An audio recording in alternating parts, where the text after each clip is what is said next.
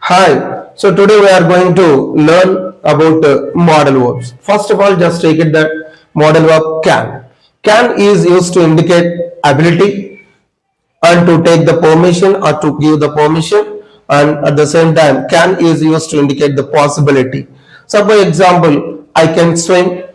Again, can I go now? You can go now. So like this we take the more examples only users of this can. Again, next could. Could is used to indicate past ability, polite request, and less possibility.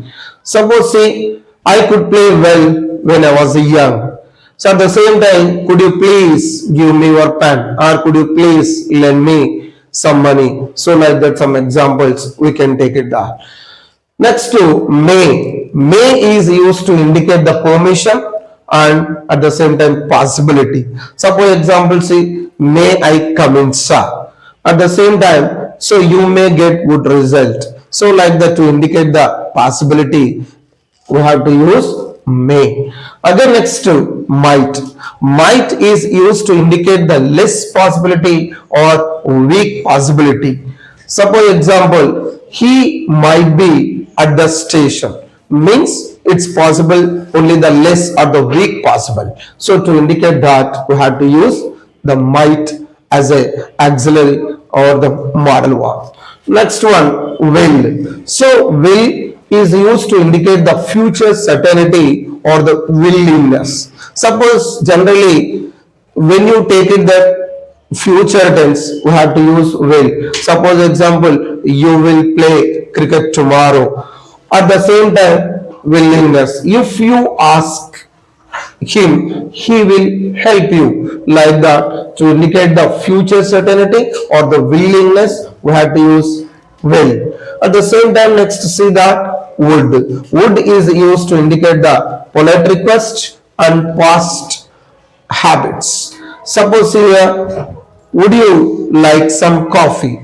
Again, so you would play when you were young. So like that, to indicate the past, what is that, habits is also used only by would. At the same time, must. Must is used to indicate the strong necessity or obligation or duty. So means you must attend the classes. You must read to get the good job. You must play well to win the match. Like that, to indicate the obligation or the necessity, we have to use that must. Again, next shall. Shall is used to indicate the suggestion or offer. Suppose example, shall we start? At the same time, in the future also, we have to use only for the singular subject, especially only for I and we, first person singular I and we. These two subjects also had to use shall. Suppose I shall play cricket tomorrow,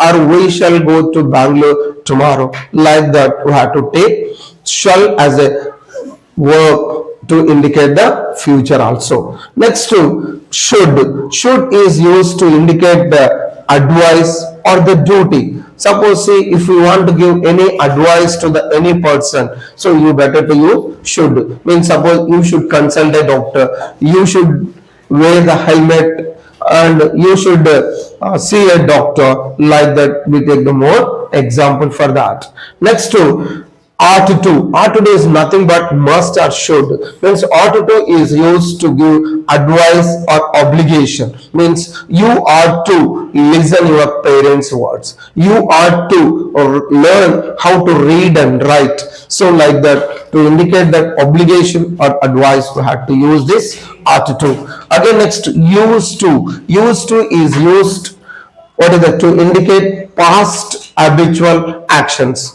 Suppose example say, I used to play cricket when I was young. So like that, so automatically we had to use to indicate that past habitual actions, only use to. At the same time, need to. Need to is used to indicate necessity or obligation. Suppose example say, you need to learn the English to get the good job in future.